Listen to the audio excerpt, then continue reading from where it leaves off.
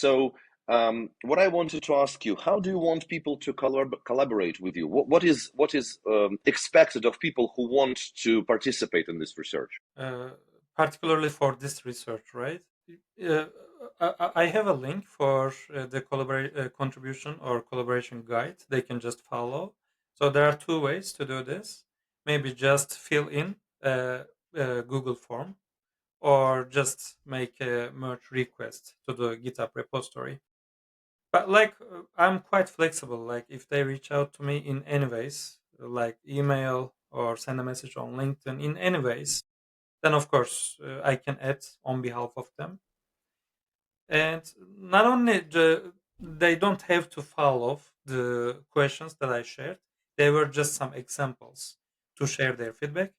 But if people have interesting facts or experiences about these differences, then if they share, of course, it will help a lot for us to understand different experiences. And Mesut, as you had mentioned, I think it is very important that we get a lot of input here, because each country, you need a large enough sample size just to avoid sampling bias for your research, right? I mean, I guess the it's a study about diversity, but the diversity of responses in the study in turn helps the study itself, right? Like, so Yes, I correct. think this is why this is an appeal for everybody who's listening to this to take 5 or 10 minutes. It doesn't take more time than that to participate in Mesut survey. He's designed it very elegantly so that it doesn't take too much time to provide inputs.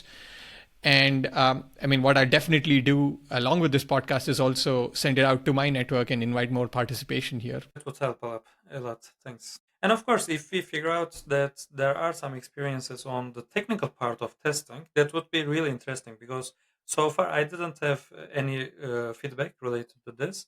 It is mostly the communication side or the soft skills side of working style. And I think it is expected, it is normal. But if I find some differences on the technical part, it would be even more interesting, I guess. But I guess that the technical side is the easiest one, pretty much always. Well, I've heard that in the UK, where I had lived for 4 years, they have a serious problem with COBOL in the banks, inheritance from 1980s. But then again, I could argue that it is not purely a technical issue, but rather a managerial decision which has been made and made and made again and again and again, not to invest into rebuilding it into something more modern.